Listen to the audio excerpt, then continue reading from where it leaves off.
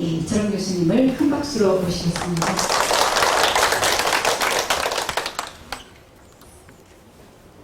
여러분 반갑습니다. 여러분들과 함께 금강경을 4차례 걸세 강의를 하게 됐습니다. 여러분들은 이미 금강경이라고 하는 경전에 대해서는 많이들 알고 계십니다. 특히 조계종에서는 소의 경전, 이게 무슨 말이냐면 각 종단마다 우리나라에도 천태종도 있고 뭐 여러 가지 종단이 있잖아요.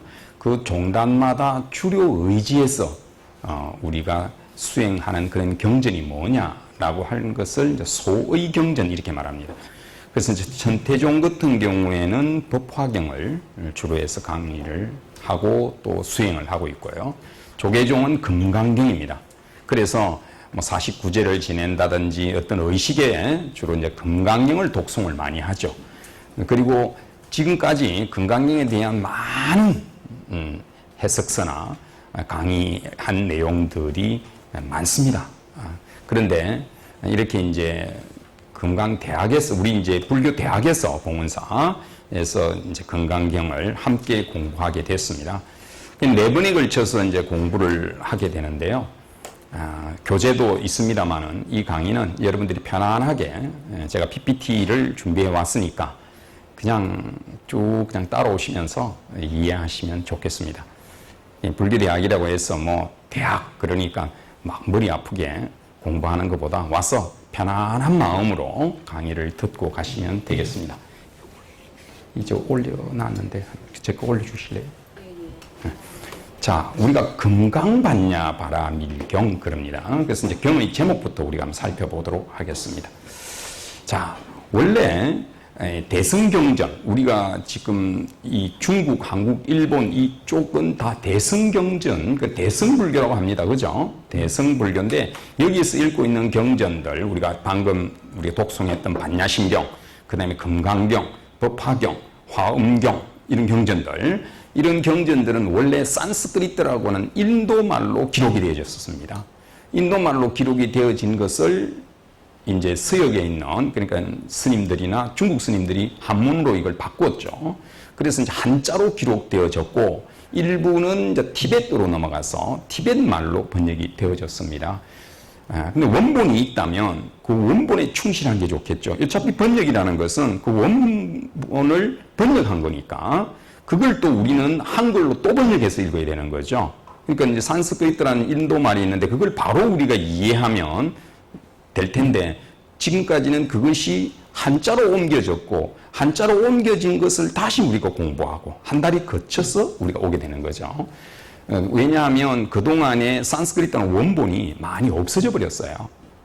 그랬는데 이제 계속 노력하고 이걸 찾으려고 애를 쓰고 하면서 다행히 반야심경도 산스크리트 원문이 찾아졌고 그다음 금강경도 찾아졌고 그다음에 법화경도 찾아졌습니다. 그래서 예전에는 이것이 이제 산스크리트 본이 널리 알려지기 전에는 한문본밖에 없었으니까 한문본에 의해서 우리가 이제 스님들도 강의하시고 뭐 여러분들 독경하는 것도 다 한문본이고 그랬습니다. 근데 요 사이는 이제 산스크리트 본이 발견되고 그것을 연구한 학자들이 그걸 이제 한문본하고 비교를 했습니다. 한문으로 된 것과 원본은 어떻게 차이가 있는가. 그래서 제 강의는 그분들의 도움을 받아서 산스크리트 원문하고 한문을 비교해 가면서 이런 것들은 지금까지 이렇게 해석되어졌는데 요거는 원래 이런 뜻이다. 왜 이게 필요하냐라고 하면 나중에 말씀드리겠습니다만 금강경의 내용에 보면 한자가 예를 들어서 상, 아상인상, 중생상, 수자상이라는 말 들어보셨잖아요. 그 상이라고 하는 그 글자 하나가 인도 우리 지금 금강경에서도 뭐 부주어상, 행어보시, 상에 머물지 말고 보시를 하라 뭐 이런 말 할 때 상, 그 다음에 32길상을 갖추었다 할 때 그 상, 아상인상, 중생상 할 때 그 상, 그게 다 상자예요. 한자는 다 한 글자예요. 근데 인도말로 보면 그 글자가 다 달라요. 그죠? 그러면 보다 더 정확하게 이해할 수가 있는 거죠. 그리고 아상인상, 중생상, 수자상이라고 하는 말도 번역을 그렇게 했는데 그럼 이 인도말로 뒤집어 보면 어떤 뜻을 가지고 있을까? 이런 것들을 여러분들이 비교해 가면서 한번 배워보도록 하겠습니다.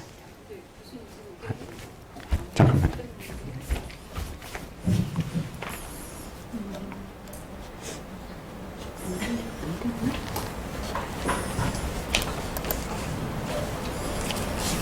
떴는데 이게 지금 안 나오고. 됐습니다.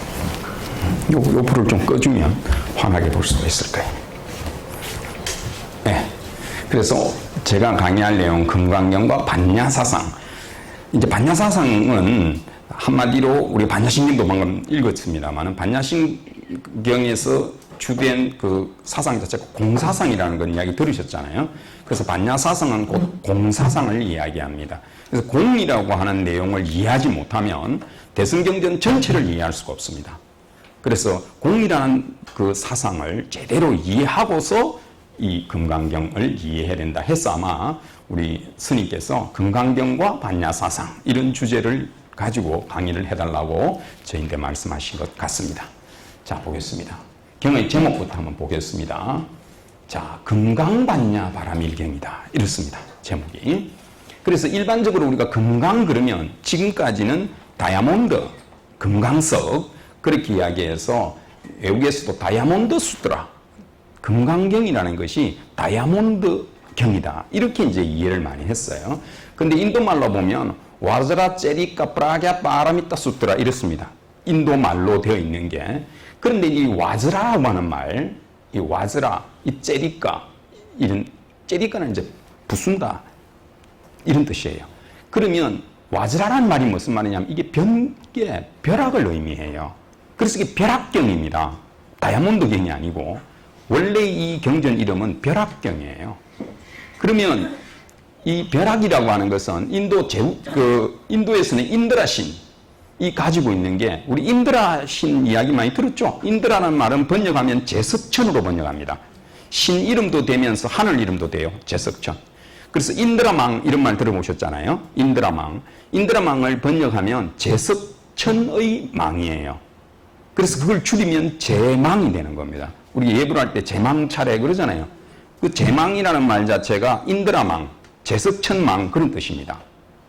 아시겠어요? 인드라 하늘에 이렇게 그물이 쳐져 있는데 그 그물 코마다 유리구슬이 하나씩 달려있더라는 거예요. 유리구슬. 요새 말하면 샹들리에처럼 그 구슬이 하나씩 다 달려있는 거죠. 그러면 그 특징이 뭐냐면 서로서로 비친다는 거죠.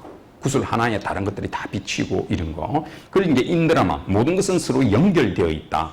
이런 이야기죠. 그래서 와즈라라고 하는 말은 벼락 번개를 뜻합니다. 인도 제우스 신이, 인도 인드라 신이 가지고 있는 거고요. 서양에서도 이 제우스 신이 가지고 있는 게 벼락입니다. 우리가 벼락을 다 두려워하잖아요. 모든 것을 다 끊어낼 수 있는 게 벼락이란 말이죠.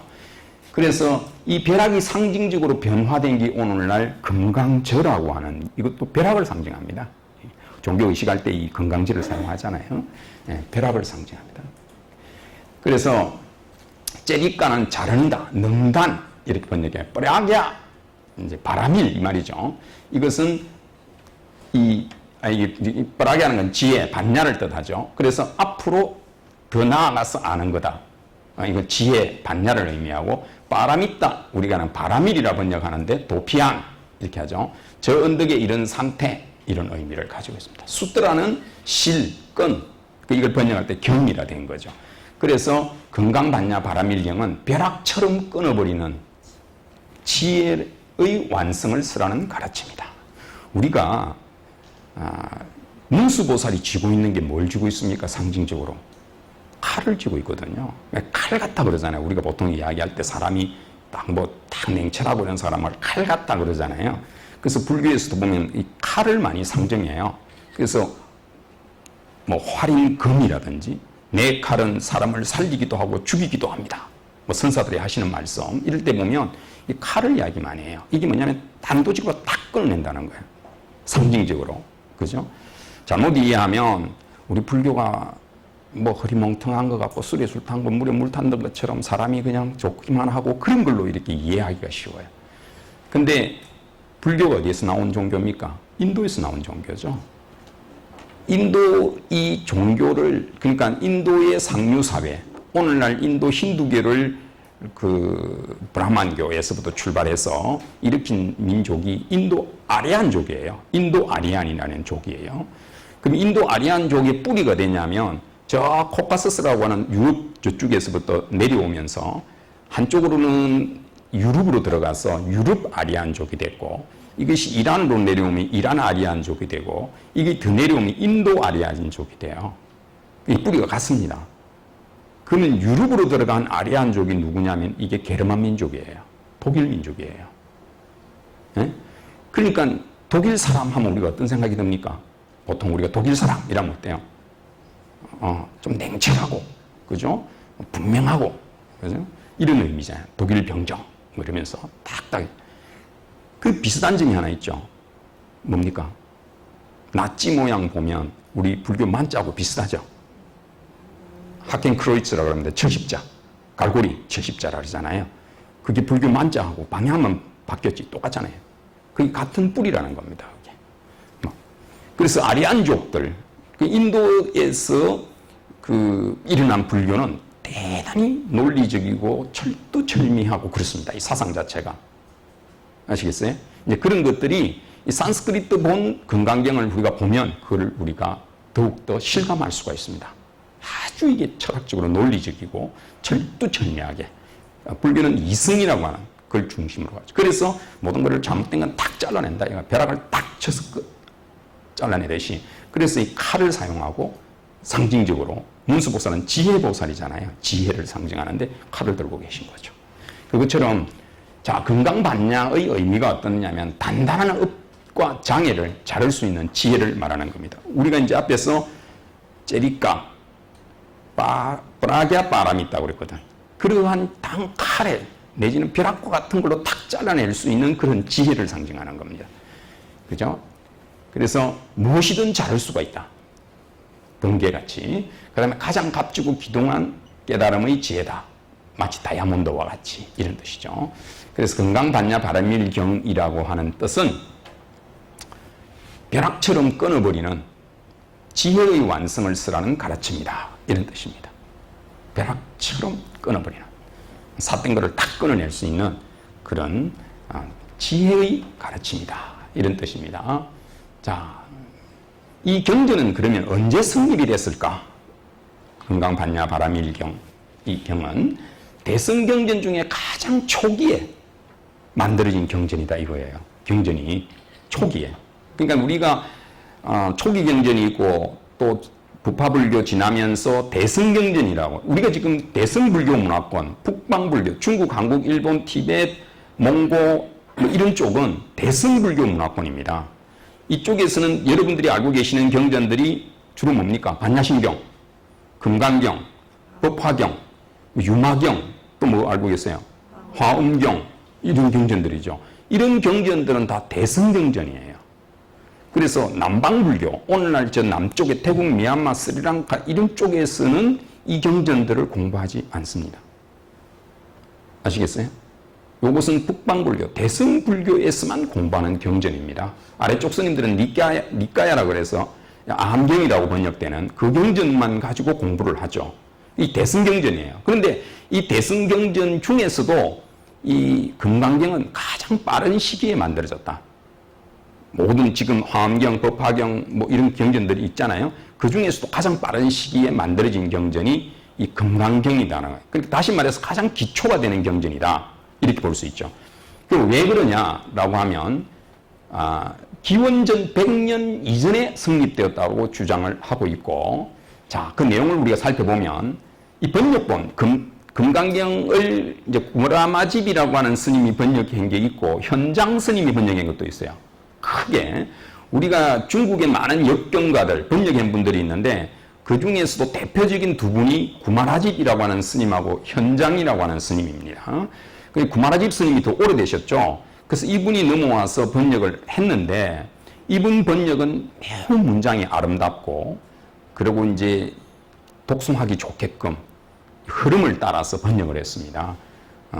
그런데 이제 그렇게 하다 보니까 생략할 거는 생략하고 편집을 좀 했죠. 그러니까 그 이후에 이 현장 스님이 공부를 하려고 그걸 보니까 뭔가 이게 편집이 돼 놓으니까 공부하는 사람 입장에서는 좀 부족한 게 있었던 거예요. 그래서 현장 스님이 다시 중국을 갔다 오시고, 인도를 가셔갖고 다시 돌아오셔서 번역을 새로 하잖아요.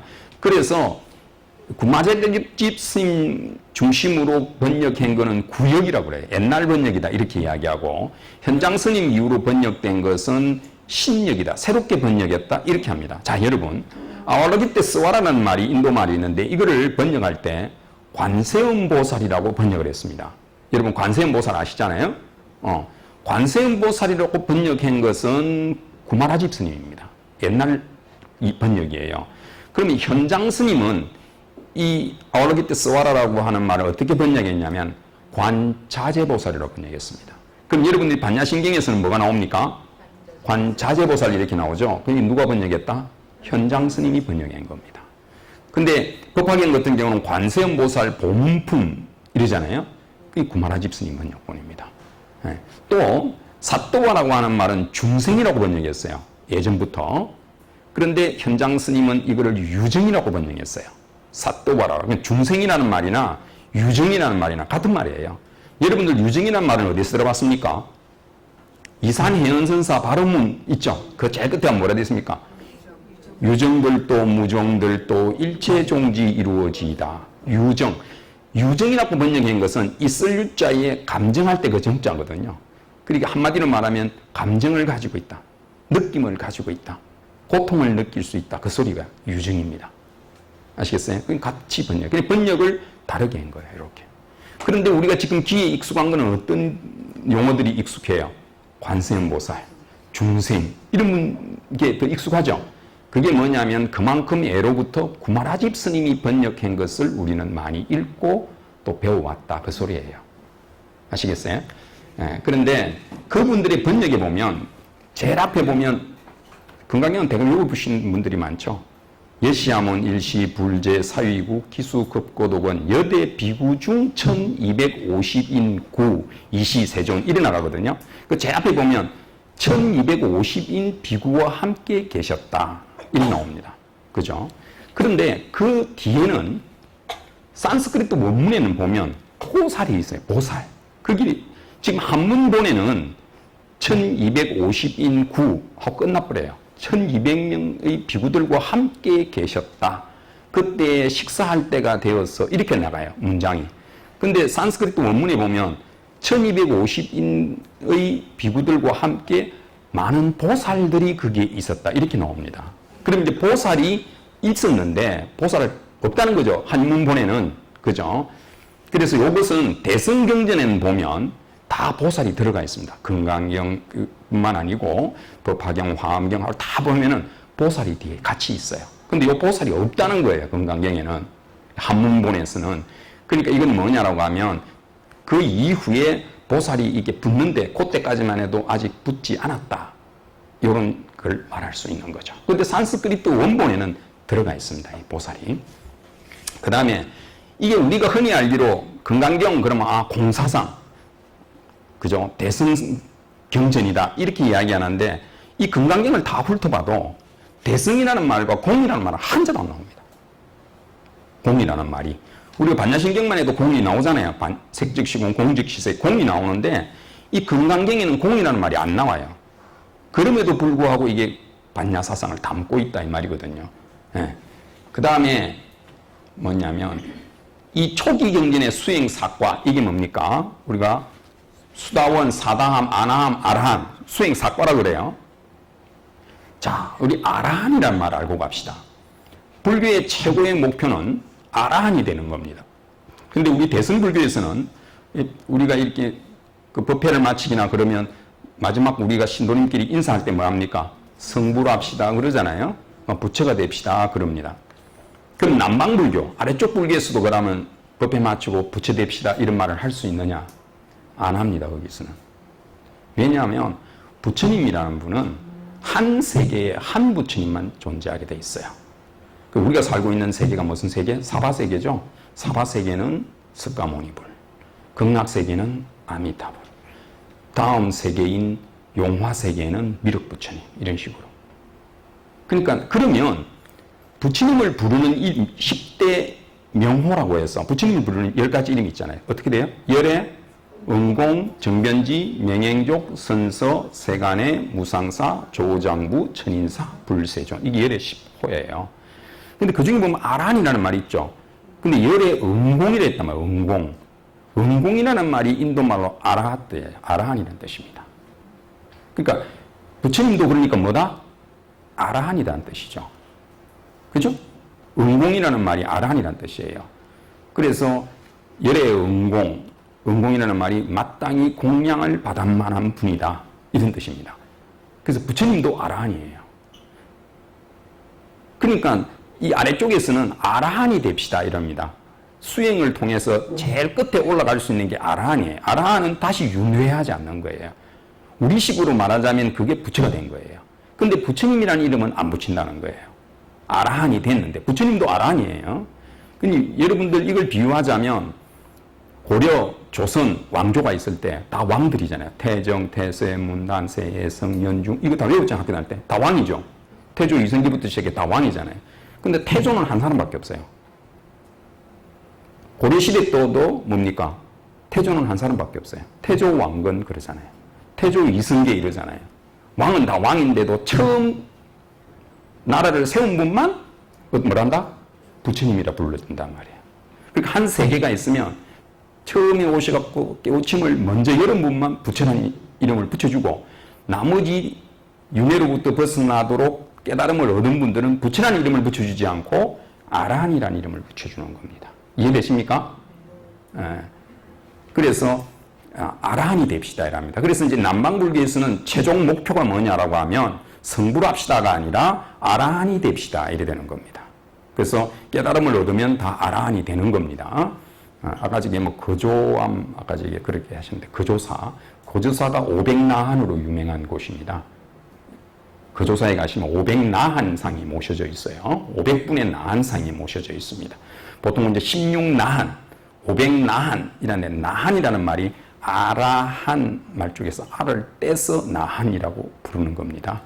아시겠어요? 근데 일반 사람들은 그게 부처님이 제자 이렇게 생각하기 쉬운데 부처님 제자 중에서도 아라한이란 이름이 붙었다는 것은 깨달음을 얻어서 윤회로부터 벗어난 500분 이 소리입니다. 아시겠어요? 네.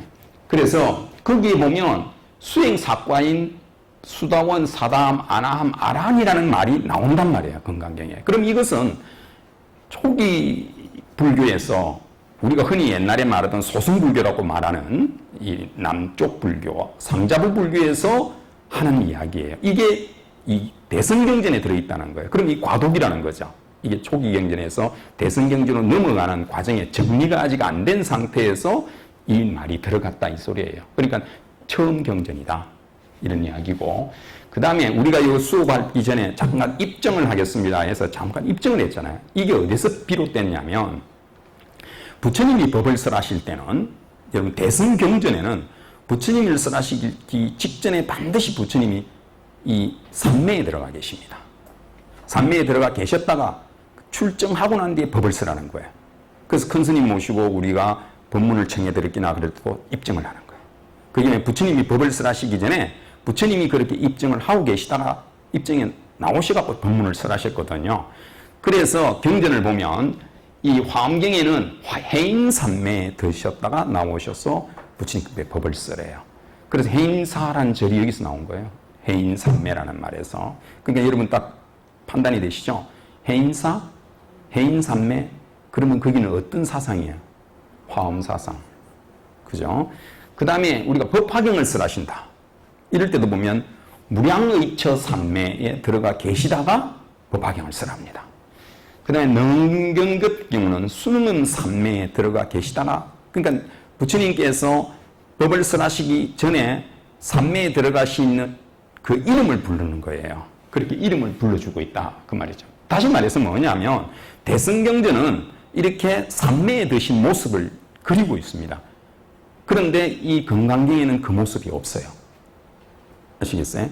그러면서 뭐라 했냐면 부처님께서 삿띠라고 그러는데 마음 챙김을 하고 계셨다. 삼매라는 표현을 안 쓰고 마음 챙김을 하고 계셨다. 이렇게 되어 있습니다. 그런데 한문본에서는 이것마저도 없어요.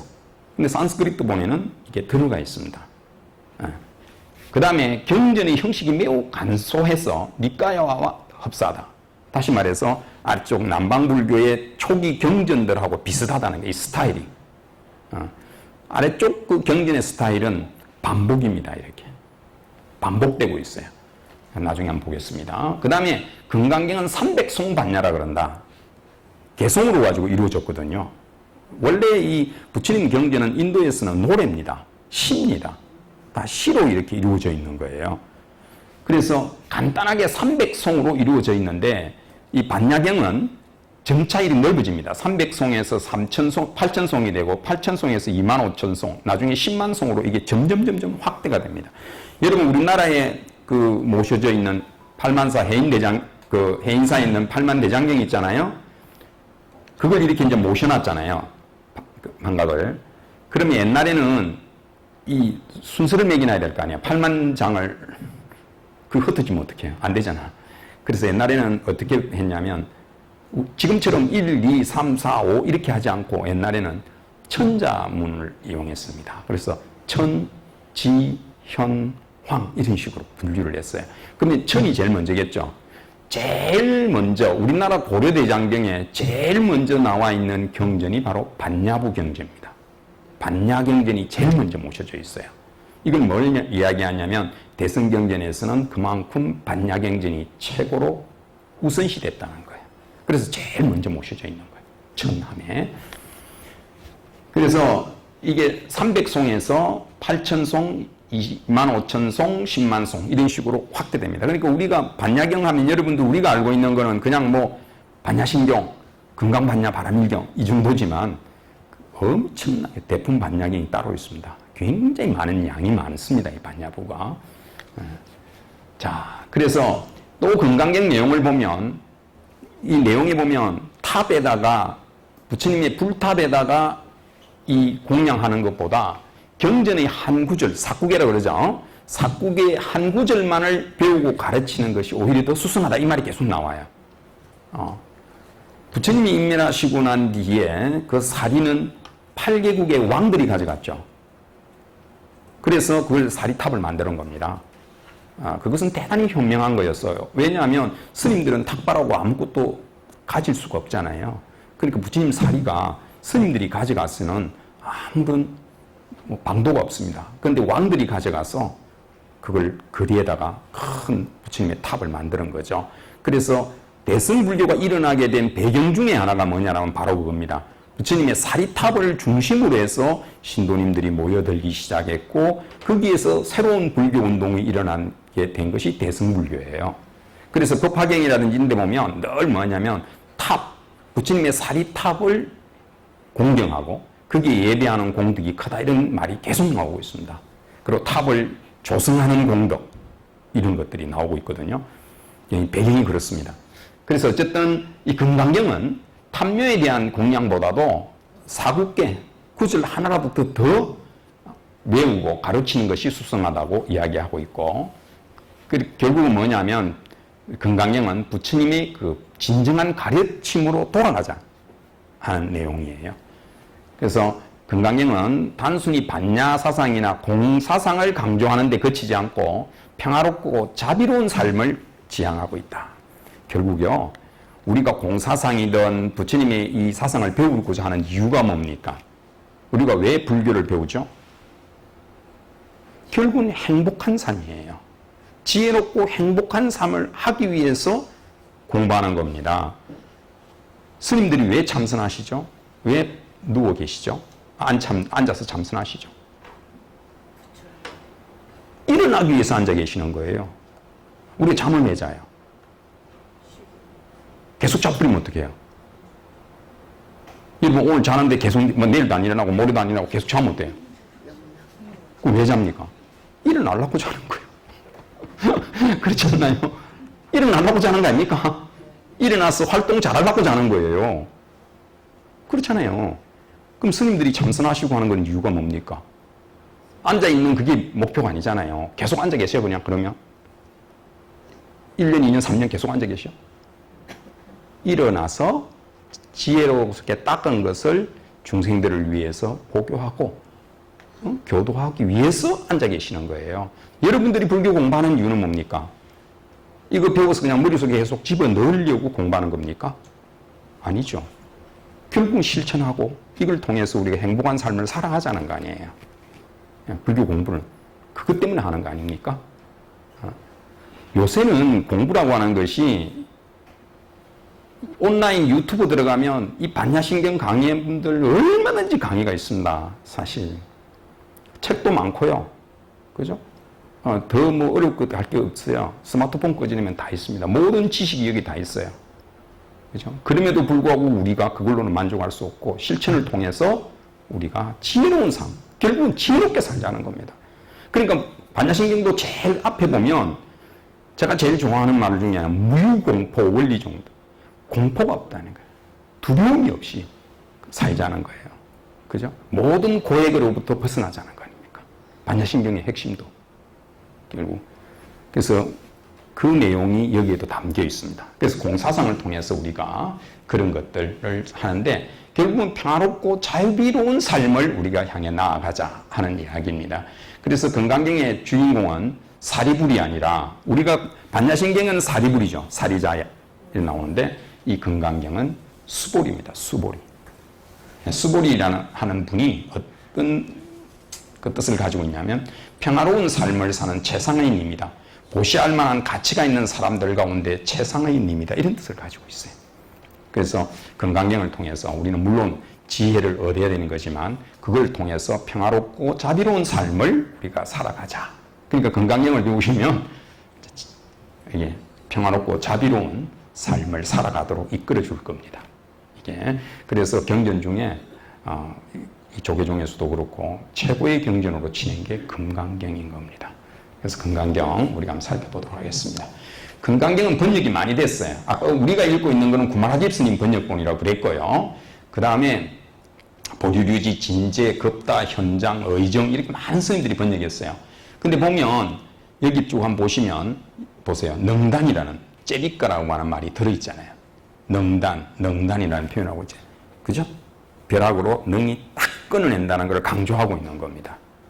다른 경전에는. 근데 이제 구마라집 스님은 능단이라는 표현이 없죠. 그래서 다른 경전들의 번역에는 능단이라는 말이 이렇게 들어있습니다. 많은 분들이 번역했는데 우리는 지금 구마라집 스님 가장 오래 전에 번역했음에도 불구하고 구마라집 스님 번역본을 우리는 배우고 있다 하는 거죠. 자, 부처님 경전은 문자화되기 전에 입으로 구전됐다. 부처님 말씀은 구전이 되었습니다. 입으로 전달되다가 한 500년이라는 세월이 지나고 난 뒤에, 오랜 세월이 지나고 난 뒤에 이게 기록되기 시작합니다. 그런데 이제 이 대승경전이 기록되면서 이게 이제 산스크리트라고 하는 어려운 글자로 번역이 됐어요. 이게 어려운 글자예요. 인도에서도 이게 어려운 글자입니다. 부처님은 당시에 그 마가다어라고 그래서 일반인들이 쉽게 알아들을 수 있는 말로 법문하라고 그랬어요. 부처님은. 어려운 말로 중생들한테 법문해서는 안 된다. 이렇게 말했습니다. 왜 그러냐면 이 부처님의 가르침이라는 건 결국 중생들을 괴로움으로부터 구제해서 행복한 삶을 이끌도록 하는 건데 이거 어려운 말로 자꾸 강의가 못 알아들으면 이게 안 된다는 거예요. 근데 우리 불교가 왜 어려워졌냐면 이게 이제 한문으로 번역됨으로 인해서 우리가 어려워진 겁니다. 이 한문 때문에 우리 불교가 어려워진 겁니다. 그러니까 불교 공부를 하려고 하면 이 한문 용어 때문에 열반이 어떻고 뭐 사성제가 어떻고 뭐 삼법인이 어떻고 제법모아가 어떻고 여기에 걸려갖고 나아가지를 못하는 겁니다. 그래서 불교는 쉽게 설명이 되어져야 된다. 그리고 우리가요, 여러분들 혹시 학교 다닐 때 여기 연세되신 분들 국민교육 현장 이런 거 배웠죠? 저도 그거 배웠습니다. 못 배우면 집에 안 보내고 막 그러면서 배웠는데 그래갖고 이제 그게 길잖아요. 긴데 그걸 외우는 방법 중에 하나가 뭐였습니까? 노래가 또 나왔죠. 우리는 민족 중흥의 역사적 사명을 띠고 기억나세요? 여러분 만일에 지금 반야신경 우리가 했는데 반야신경도 운율이 있어요. 운율이 없이 그러니까 우리가 독송 그러는데요. 독송을 우리 붙여서 독송이라 그러는데 원래 독이 다르고 송이 다릅니다. 독은 읽는 거예요. 송은 외워서 하는 걸 송이라고 그럽니다. 그게 어떤 차이가 있냐면 반야신경을 만일에 마하, 반야, 바라, 밀다, 신경, 관자재, 보살 이건 독에 읽는 거예요. 근데 여기서 운율을 넣어갖고 마하, 반야, 바라, 밀다, 신경 이렇게 나가면 이건 송이에요. 외워진 거예요. 이게 송이 되어야 우리가 암기가 됩니다. 무슨 말겠어요? 그래서 부처님의 경전도 이 운율을 타고 흐르는 겁니다. 그렇게 하기 위해서는 리드미컬하게 이렇게 만들어야 돼요. 입으로 전해지는 거니까. 알겠어요? 그래서 이게 어찌되면 일정한 운율을 가지고 내용이 반복되는 겁니다. 자, 우리 이 반야신경에도 보면요. 똑같이 반복되는 거는 생략을 해버려요. 예를 들면 색적시공, 공적시색이잖아요. 그러니까 수상행식, 역부여시, 수상행식 또한 이와 같느니라 이래 됐거든요. 그럼 원래로 돌리면 어떻게 되느냐 하면 색적시공, 공적시색, 수적시공, 공적시수. 그럼 상 있잖아요. 상적시공, 공적시상. 행도 행적시공, 공적시행. 식도 식적시공, 공적시식 이렇게 됩니다. 이게 5번이 똑같이 반복되는 거예요. 이게 원래 경전은 그렇게 되어 있습니다. 근데 그걸 이제 우리가 압축을 해갖고 하나만 딱 색적시공, 공적시색 해놓고 수상행식도 그와 똑같다 이렇게 된 겁니다. 압축을 해놓은 거예요. 그리고 무명 내지 노사 이것도 무명행식, 명생, 유기, 촉수, 애치, 유생, 노사 12연기법을 처음과 끝만 가지고서 딱 내지 해갖고 딱 압축을 해놓은 겁니다. 그래서 반야신경은 압축을 해놓은 거예요. 그러나 이것은 원래 경전은 리바이벌입니다. 계속 돌립니다. 왜냐하면 우리가 노래에서 후렴 넣듯이 후렴을 넣듯이 아리랑 같은 경우도 그렇고 계속 후렴을 넣잖아요. 원래는 그렇게 되어 있는 겁니다. 부처님 경전이. 그래서 산스크리트보는 시나 노래 가사의 행의 끝에 같은 음을 반복해서 사용함으로써 리듬감을 극대화하는 라임을 사용하듯이 동일한 문장을 일관성 있게 계속 반복하는 겁니다. 이게 그런 느낌. 아마 우리 한문본 금강경을 읽어도 그런 건 많이 여러분 느낄 수 있을 겁니다. 그 다음에 구마라지와 번역본은 구마라집 스님이 번역은 이러한 똑같은 동일한 문장을 표현을 조금씩 달리하거나 한문을 조금씩 바꿔가면서 번역을 했습니다. 그래서 현장 스님 번역본하고 비교를 해보면 현장 스님은 그 원본에 충실했기 때문에 계속 같은 걸로 이렇게 하는데 이 구마라집 스님은 중간중간에 각색을 해요. 변화를 같이 이렇게 줍니다. 나중에 이거 보면 알겠지만 이래요. 30 이상으로 열애를 볼 수 있느냐? 이러면 앞에는 없습니다 해놓고 저 뒤에 가서는 볼 수 있습니다 이렇게 답변을 해요. 근데 원본은 그렇잖아요. 앞이나 뒤나 없습니다에 같이 되어 있습니다. 이제 그런 부분들이 이 구마라집 스님이 경의 내용을 조금씩 변화를 줘가면서 번역을 했다는 걸 알 수가 있는 겁니다. 자, 구성은 우리가 32분이라고 보통 이야기해요. 금강경은 32분이다 이렇게 이야기합니다. 이 32분은 누가 나누었느냐라면 이 소명태자라고 하는 분이 나누었다라고 해요. 이 소명태자가 누구냐면 양무제의 아들입니다.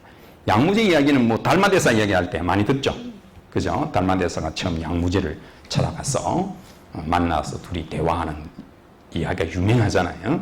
그래서 거기에서 양무제하고 뜻이 맞지 않으니까 달마대사가 소림사로 가서 9년 동안 면백했다. 선악가시죠? 이게 그죠? 대학원이잖아요. 그죠? 그 정도는 다 알죠? 그래서 32분으로 나누어져 있다 합니다. 보통 이제 경전은 서분, 정종분, 유통분이랍니다. 서분, 서론, 본론, 결론 이 말이죠. 이렇게 32분으로 나뉘고 이걸 이제 학자들에 따라서는 13분 중간점에서 이렇게 서로 나누어서 다시 리바이벌 되고 있다. 똑같이 다시 그 내용이 되고 있다. 이렇게 말하는 분도 있고 16분에서 나누는 수도 있고 그렇습니다. 이건 학자들에 따라서 나누어서 어쨌든 이 금강경은 앞에 한 부분을 나중에 다시 리바이벌 하듯이 전체적으로 한 번 더 내용을 이야기하고 있습니다. 자, 그 정도 우리가 보고요.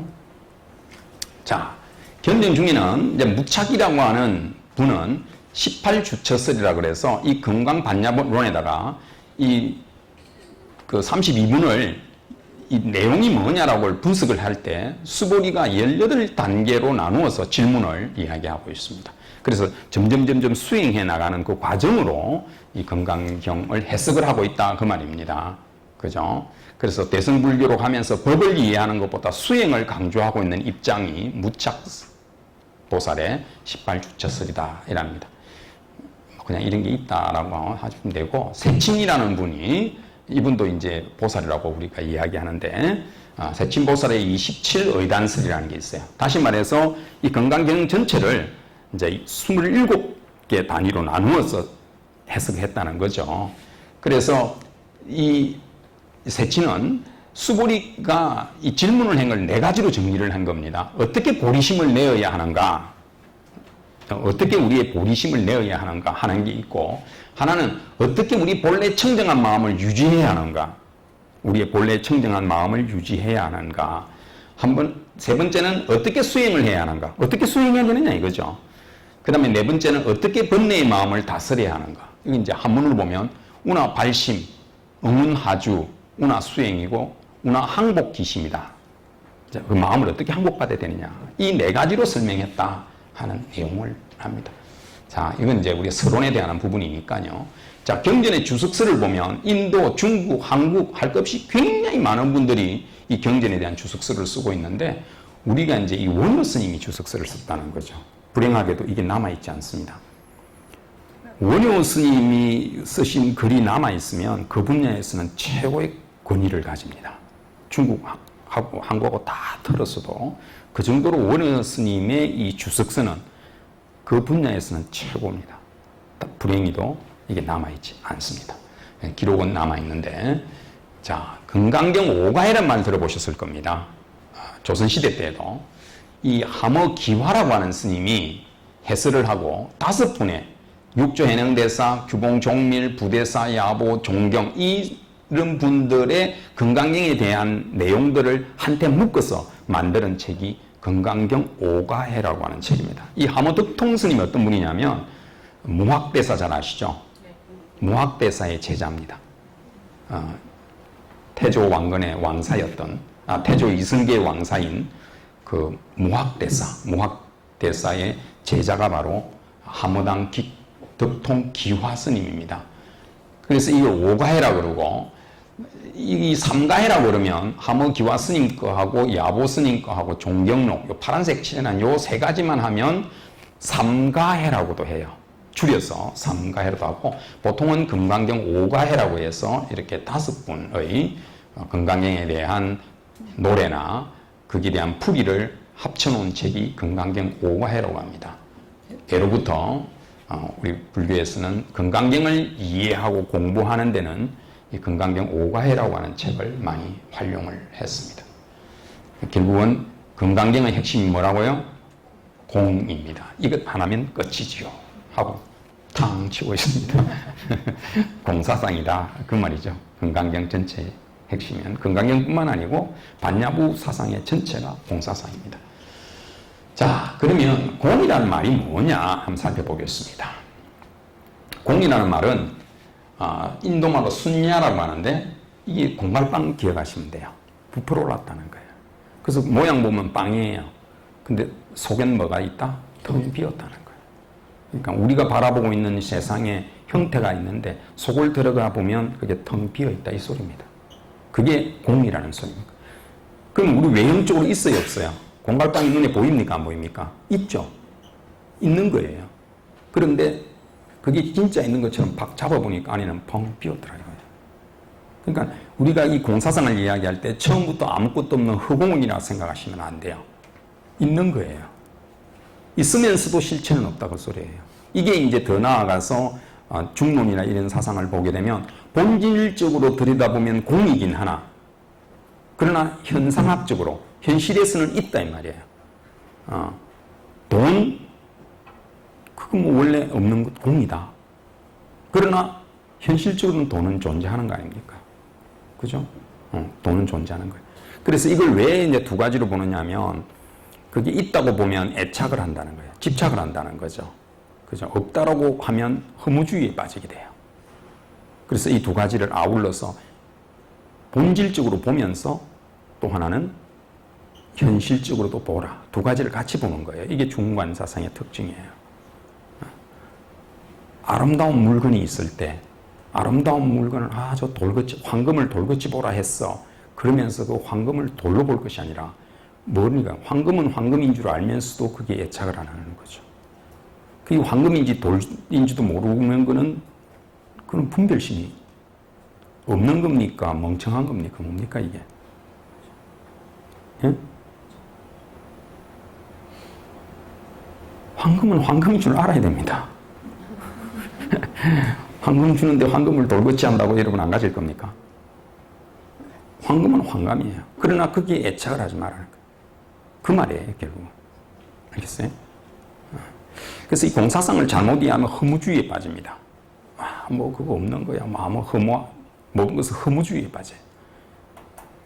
그러나 또 공인지 모르면 애착을 하게 되죠, 그게. 그래서 그 두 개로부터 벗어나라고 하는 말입니다. 어쨌든 이 공이라는 말은 부풀어 오르다, 속이 텅 비었다, 공허하다 이런 의미를 가지고 있어요. 그러니까 밖으로는 진짜처럼 보이지만 실제적인 것처럼 보이는 현상 세계의 물질은 사실상 안으로는 보잘것없이 텅 비어 있다 이 소리입니다. 이렇게 이게 공이라고 하는 의미를 가지고 있다. 자, 그래서 이제 경전에 보면 초기 경전에 보면 이러면 여기 보면 빗방울이 떨어져가 물 이게 거품이 버금버금 있는데 그게 어떻게 돼요? 결국은 그 거품은 어떻게 됩니까? 실체가 없는 것이다.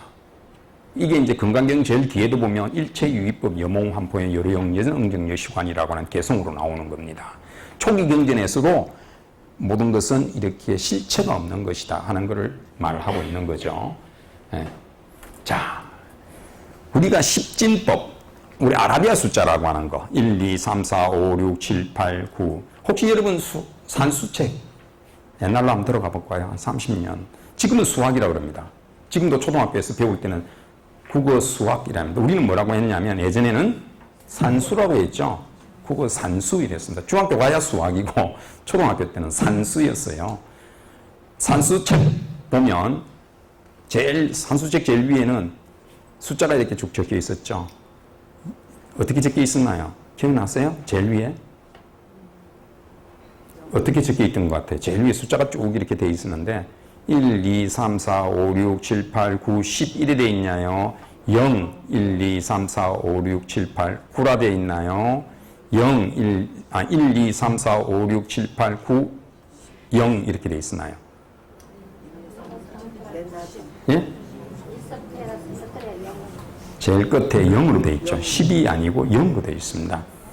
이 0의 발명은 인도에서 한 겁니다. 우리가 말하고 있는 이 아라비아 숫자라는 것은 아라비아 사람들이 발명한 게 아니고 인도 사람들이 발명한 겁니다. 근데 이제 그러니까 이슬람이 인도를 지배할 때 이게 세계에 널리 알려졌기 때문에 이 아라비아 숫자라고 이름이 불려지는 거죠. 그러면 알다시피 저 서양에서는 12진법이었어요. 12진법. 근데 이 10진법을 사용하면서 0이라고 발명한 것이 인도에서 발명한 겁니다. 자, 이 철학적인 의미를 가지고 있어요. 0이라는 거는. 이걸 제대로 이해해야 공사상을 이해하는 겁니다. 0이라고 하는 것은 앞으로 가면 아무것도 없다는 소리입니다. 지어로 아무것도 없다는 거예요. 그러나 이게 제일 뒤쪽으로 돌아가면 가득 찼다라고 하는 의미를 가지고 있어요. 그래서 하나짜리가 가득 찬 게 10입니다.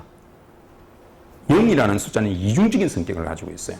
비어있다라는 의미도 가지고 있지만 가득 찼다라고 하는 의미도 가지고 있습니다. 그래서 이게 뒤로 돌아가면 가득 찬 거예요. 그래서 10이라는 이 0의 발명이 없었다면 오늘날 과학이 발달할 수가 없습니다. 10진법과 0의 발견이 없었으면 로그라고 하는 이런 것부터 시작해서 이후에 과학이 발달할 수가 없었죠. 그러니까 인도 사람들이 가지고 있는 기본적인 숫자 개념, 인도 사람들은 0을 제대로 이해하고 있었어요. 그래서 지금 컴퓨터가 0하고 1하고 2진법이잖아요. 그래서 IT 강국이 되는 겁니다. 인도 사람들이.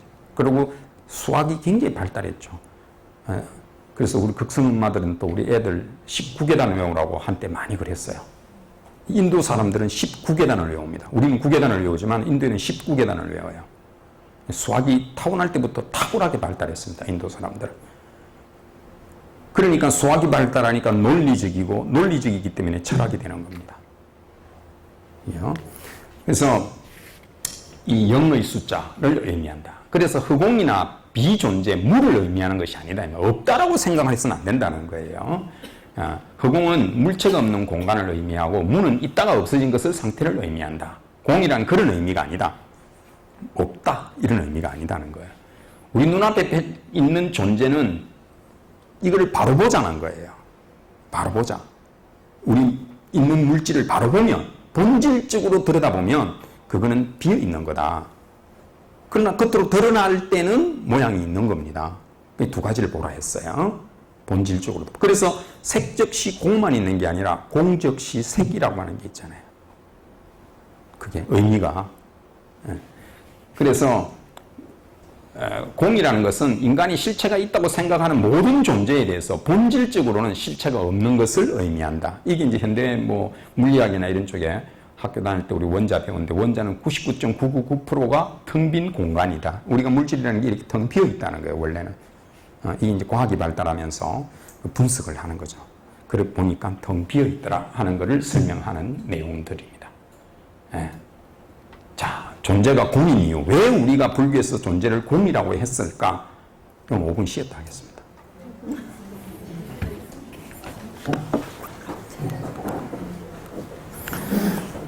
제가 공사상에 대해서 좀 더 이제 우리 한번 살펴봅니다. 우리 공이라는 말을 많이 하는데 공을 왜 공이라고 했을까? 이 존재하고 있는 것을 왜 공이라 했을까 하는 거예요. 그래서 첫째는 뭐냐면 모든 존재는 계속적으로 변화하니까 어느 게 실체가 있는 게 아니다는 거예요. 이 사진 한번 보세요. 이리 젊은 애가 이렇게 늙어가잖아요. 날 때부터 대머리 있나요? 날 때부터 머리가 쉬어 있었나요? 아니죠. 그죠? 저도 머리 밑이 빽빽했다고 그래요. 실제로 그랬습니다. 근데 어느덧 나이가 드니까 머리가 다 빠져서 제가 나타나면 훤하다 그래요. 이 변하는 겁니다. 이게 이제 무상하다는 말이 그거예요. 우리가 무상이라는 말은 변화한다 이 소리입니다. 우리가 무상을 잘못 이해하는 분들이 허무하다 이렇게 번역하시는 분들이 들어있는데 무상은 허무하다는 의미가 아닙니다. 있는 게 없는 기도 하고 없던 게 있기도 하는 거예요. 그렇잖아요. 그게 무상이에요. 그러니까 무상이라는 말은 항상 하지 않는다, 변화한다 이 소리예요. 근데 자꾸 이제 가진 쪽에서 잃어버리는 걸 보니까 무상하다 하는데 없는 사람은 또 변화가 되어야 가질 수도 있잖아요. 그래서 무상이라는 말은 허무하다는 뜻이 아니라 변화한다. 변화하는 것도 잘 변화할 수가 있고 나쁘게 변화할 수도 있죠. 음식이 잘 변하면 발효가 되는 것이고 나쁘게 변하면 부패되는 거 아닙니까? 그죠? 콩도 잘 발효시키면 된장이 이렇게 되는 것이고 잘못 놔놓으면 부패가 썩어버리는 거죠. 그래서 변화 자체를 우리가 자꾸 부정할 필요는 없고 나쁘게 볼 필요는 없습니다. 아시겠어요? 그 잘못 이해하면 무상이라는 말을 자꾸 허무주의로 이렇게 이해하시면 안 됩니다. 이게 변한다. 이게 변하는 거예요. 그러니까 어느 게 실체냐 이거예요. 우리는 매일 변하기 때문에 변하는 걸 모르는 거예요. 어제 얼굴 보고 오늘 또 봐도 그 얼굴이 그 얼굴 같은데 몇 년 만에 사진 찍으면 변해 있거든요. 옛날 이런 이야기가 있잖아요. 요새 딸 바보 그러잖아요. 그렇죠? 왕이 공주를 낳았는데 너무 이쁜 거예요. 그래서 어린애가 여러 해인데 너무 이쁜데 여기 좀 빨리 컸으면 좋겠는 거예요. 얼른 키우고 싶은 거예요. 그래서 방을 냈어요. 자, 우리 공주를 빨리 키워줄 수 있는 사람한테 내가 상을 주겠다. 이걸 방을 냈어요. 아무도 안 나타나죠. 빨리 어떻게 키웁니까? 근데 한 신하가 손을 들었어요. 예, 제가 빨리 키워드리겠습니다. 그러더니 공주를 데리고 가더니 행방불명이 돼버린 거예요. 안 나타나는 거예요. 그러니까 왕이 난리가 났죠. 빨리 키워준다더만 공주를 데리고 가 행방불명이 돼버린 거예요. 전국을 다 뒤져도 없네. 3년이 지나고 난데 공주를 데리고 왔어요. 그랬더니 얼마나 커 있는지 이 공주가 상을 줬다는 거 아닙니까? 우리도 매일 변하는 거예요. 근데 우리는 모르는 거예요. 변하는 거를. 그러다가 몇 년 지나면 공주 크듯이 우리도 변해 있는 거예요. 그거예요. 매일 변하고 있다는 거예요. 그러니까 어느 게 실체냐 이거예요. 오늘의 내 모습이 본 모습이냐, 내일의 내 모습이 본 모습이냐. 매일 변하고 있다. 그러니까 실체가 있는 거라고 볼 수가 없다. 이렇게 보는 겁니다. 또 하나는 뭐냐면 자, 이게 뭡니까? 이게 뭐예요? 상이죠. 이건 요새 거 같기도 하고 그렇습니다. 옛날 거는 요 끝이 이렇게 안으로 들어가는데, 그죠? 요새 사각상은요, 뾰족해요. 그죠? 옛날 사각상은 끝을 이렇게 안으로 이렇게 해놨죠? 그래서 참 옛날 어른들이 지혜가 있는 거예요. 안으로 이렇게 해야 모서리에 받치지도 않고 다치지도 않는데.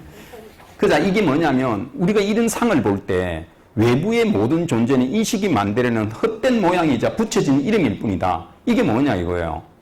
이게 밥상도 될 수 있고, 밥 먹으면 밥상이고, 공부하면 책상이고, 제사할 때 사용하면 이게 제사상이에요. 이름이 다 다릅니다. 집에 가면 아버지고, 자식들한테는, 회사 가면 뭐 부장이고, 한 사람 몸인데도 불구하고, 그잖아요. 부모님한테는 자식이고, 그렇습니다. 우리 하나가 여러 가지의 이름을 가지고 있기 때문에 어느 하나로 우리가 이름을 붙일 수가 없는 겁니다. 그렇죠? 그래서 그 본래의 성품은 없다. 그 어디에 따라서 붙여진 이름일 뿐이다. 또 하나는 뭐냐면 경전에 나와 있는 것처럼 이제 경전에는 수레라 되어 있어요. 현대로 바꾼 게 자동차입니다. 자, 자동차라고 하는 것은 이 많은 부속들이 조립이 되어졌을 때의 자동차입니다. 이걸 분해를 해버리면 자동차라 할 수가 없다는 겁니다.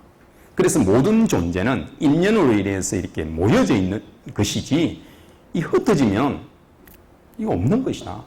그러니까 우리 조건이라는 게 우리 몸은 뭘로 이루어졌다 했습니까? 지수화풍. 그죠? 물질은 지수화풍으로 이루어졌다 그러잖아요.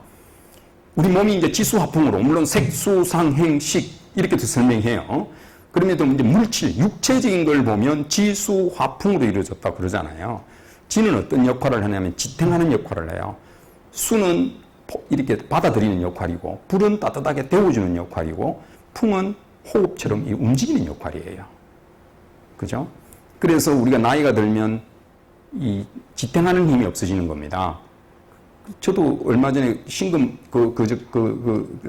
검사 받으라 해서 2년마다 우리 의료보험 검사하잖아요. 가는데 제가 늘 주장하는 게 1m 70은 안 돼도 1m 69.5라고 이렇게 주장하거든요. 근데 쟤는 167cm라는 거예요. 그 당시에 2.5cm가 줄은 거예요. 나이가 들면 키가 작아지죠? 줄어듭니다. 그게 뭐냐면 이게 지탱하던 힘이 약해지기 때문에 내려앉는 겁니다. 흙의 기운이 빠지는 거예요. 그 다음에 물의 성분이 빠져나가죠? 그래서 발 뒤꿈치가 트고 막 손이 트고 하는 거는 물이 그 끝까지 이렇게 공급이 안 되기 때문에 그렇습니다. 연세가 드실수록 물을 많이 드셔야 되는 거예요. 근데 연세 드시면 또 물을 또 안 먹게 돼요, 사람들이. 그렇죠? 그 다음에 이제 불의 기운이 빠져나가면 그 부분에 병이 생깁니다. 그 무릎 이런 데가 차갑단 말이죠. 불의 기운이 빠져나가면 관절염이 되는 겁니다.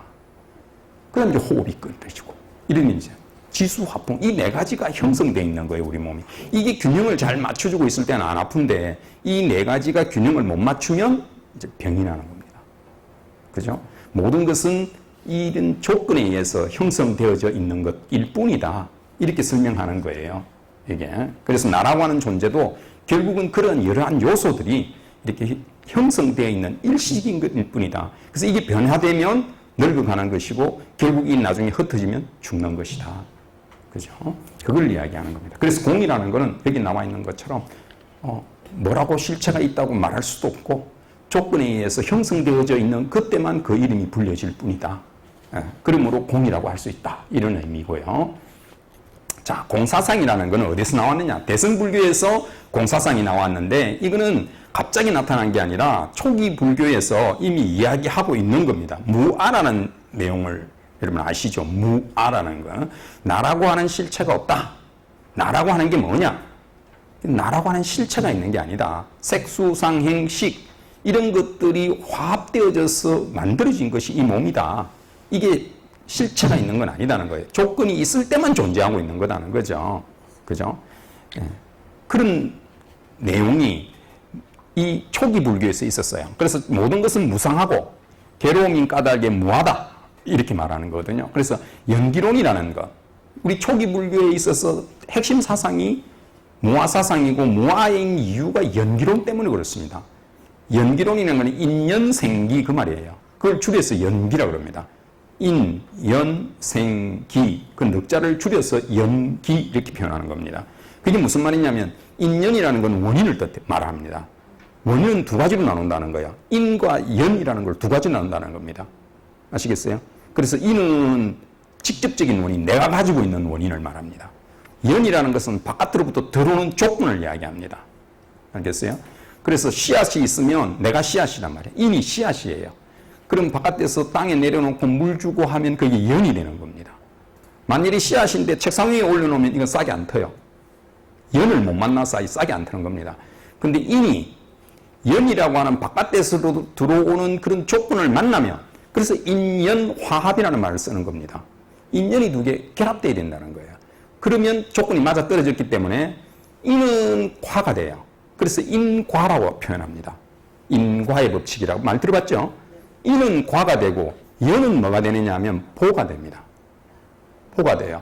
그래서 원인을 따질 때는 인연이고 결과를 말할 때는 과보입니다. 과보도 두 가지 단어가 붙은 거예요. 인연이라는 말도 두 가지 단어가 붙은 거죠. 인연, 과보 이렇게 되는 거 아니에요. 과는 꼭 씨앗이 되는 게 과예요. 그러면 콩 심으면 콩 나고 파 심으면 팥 나는 게 이게 인과의 법칙이에요. 그럼 연은 뭐냐라고 하면 연은 조건에 따라서 보가 형성됩니다. 그러면 물 잘 주고 관리 잘하면, 연을 그렇게 잘하면 보가 좋아지겠죠. 그죠? 참외를 심었는데 이걸 수박으로 바꿀 수는 없어요. 그 인과의 법칙이잖아요. 씨앗대로 나는 거니까, 아니 콩 심어놓고 기도해가 이게 팥으로 바꿔달라고 해갖고 이게 바꿔지는 문제입니까 이게? 그렇게 기도하시지는 않죠? 혹시 그렇게 기도하는 분 계세요? 그런 분들 들어있는 것 같더라고요. 하지는 않고 자기는 팥 심어놓고 딴 것에 그건 안 돼요. 부처님도 할 수 없는 게 인과의 법칙이에요. 아시겠어요? 그런 기도를 하면 안 되는 거예요. 연은 자기의 노력입니다. 그러면 보가 달라지죠. 그래서 참외를 심었지만 참외가 나는데 노력을 하면 맛있고 향기롭고 맛있는 참외가 형성될 거 아닙니까? 그게 과보예요. 그게 두 개가 합치는 게 과보예요. 아시겠어요? 그 과연보래. 그러니까 연기법은 결국 원인을 설명하는 겁니다. 인연생기라는 것. 모든 것은 어떤 원인이 있기 때문에 생겨나는 것이다. 근데 그 원인은 직접적인 원인과 간접적인 원인이 있기 때문에 이거를 잘 본인이 알고서 내가 태어난 이 인이 뭐냐 이거야. 이걸 깨닫고 그 다음에 연을 잘 갖다 붙여서 살아가라는 게 인연이라는 의미죠. 그리고 이제 이 연기법의 그 내용은 모든 것은 서로 연결되어 있다는 거예요.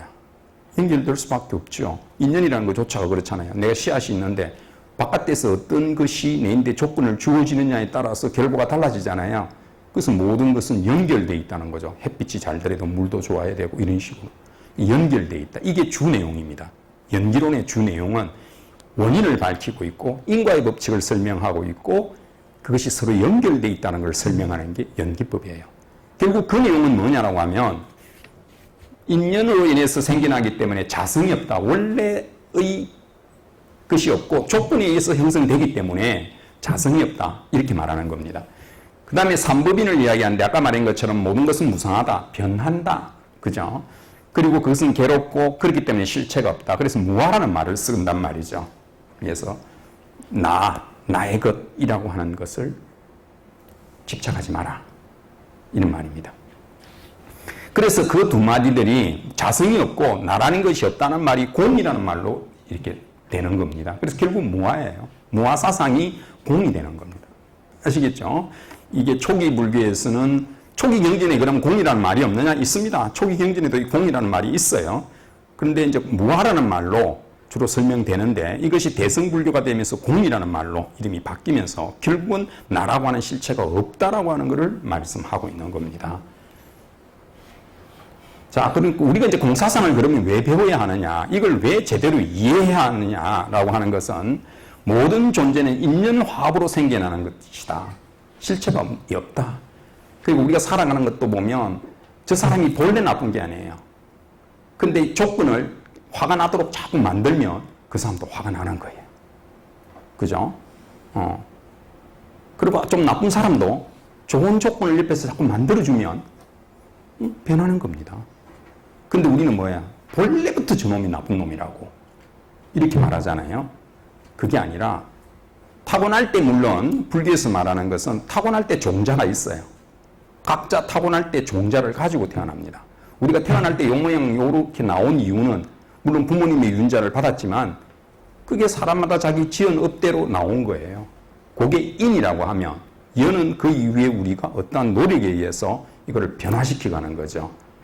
이게 이제 유시학 쪽에 가면 본유 종자라고 그래요. 처음부터 태어날 때부터 가지고 온 종자가 있고 그 다음에 나중에 이것으로 환경으로부터 우리가 변화시켜가는 신훈 종자라고 그래요. 이걸 받아들여서 변화시켜가는 종자가 있다.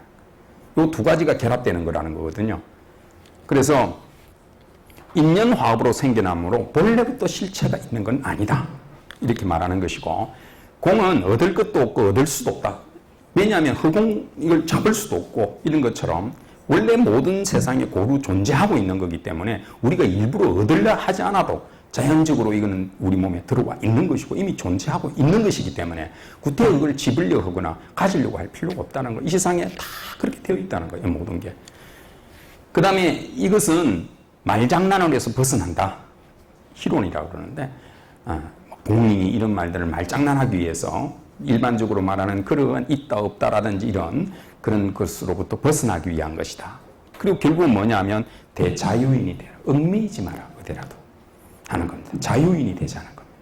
자유인은 자유라는 말 자체가 한자로 스스로 자체 말미암을 유자입니다. 자유는 자기 스스로부터 나오는 게 자유죠. 그죠? 그래서 모든 해탈이나 불교에서 말하잖아요. 해, 풀어서 탈출한다. 자, 보세요.